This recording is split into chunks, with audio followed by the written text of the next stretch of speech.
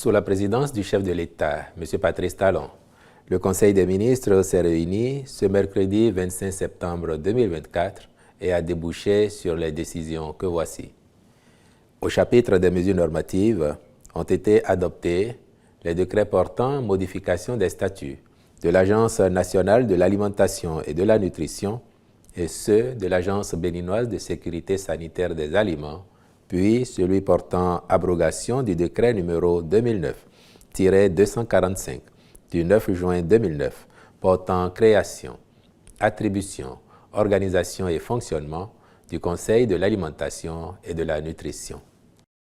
Au chapitre des communications, en point 1, contractualisation pour l'élaboration du schéma directeur d'aménagement et de gestion des eaux du bassin du Monokoufo et pour l'actualisation du schéma directeur d'aménagement et de gestion des eaux du bassin de l'Ouémé.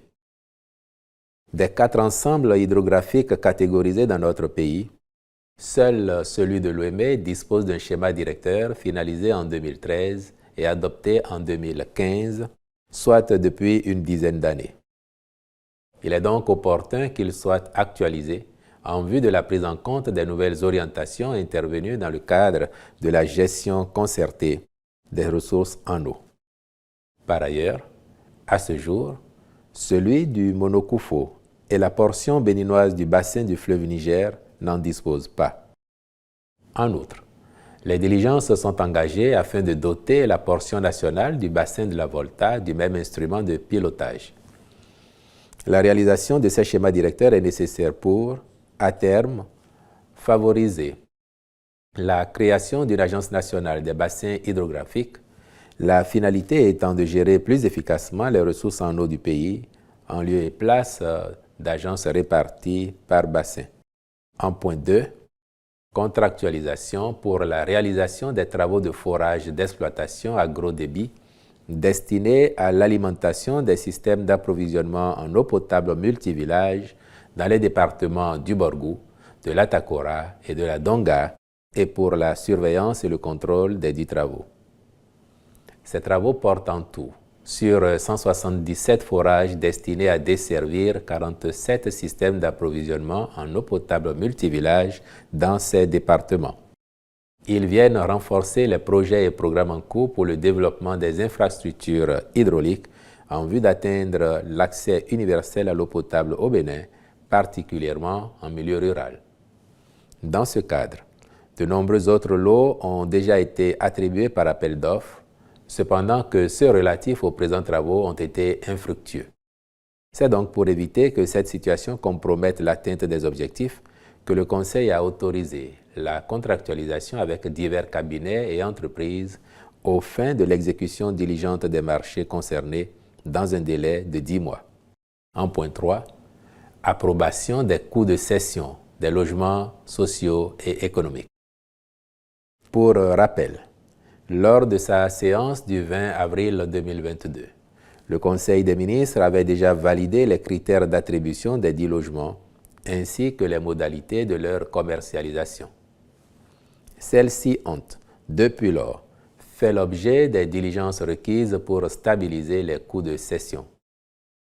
Leur approbation est entérinée par le Conseil en vue du démarrage des opérations de cession dès le dernier trimestre 2024, sous la conduite du ministre du Cadre de vie et des Transports chargé du développement durable.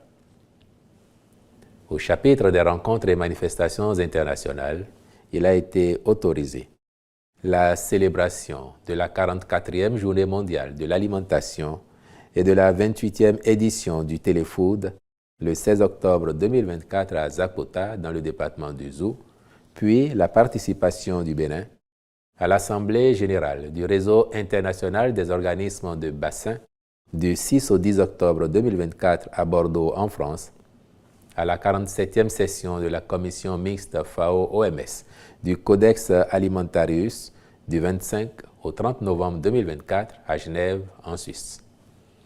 Au chapitre des mesures individuelles, enfin, les nominations ci-après ont été prononcées. À la présidence de la République, chef du cabinet du Haut-Commissaire à la prévention de la corruption, M. Wassi Gafarou.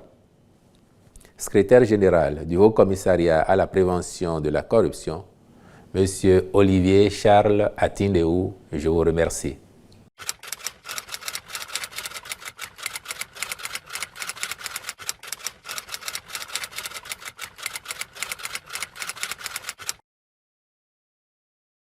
Je suis sûr que vous êtes sûr que, comme vous, j'attends que la justice de notre pays nous livre les éléments d'appréciation du dossier de l'espèce que vous évoquez, afin que l'opinion publique, l'opinion nationale comme internationale, soit située sur les raisons qui justifient les interpellations des personnalités que vous évoquez.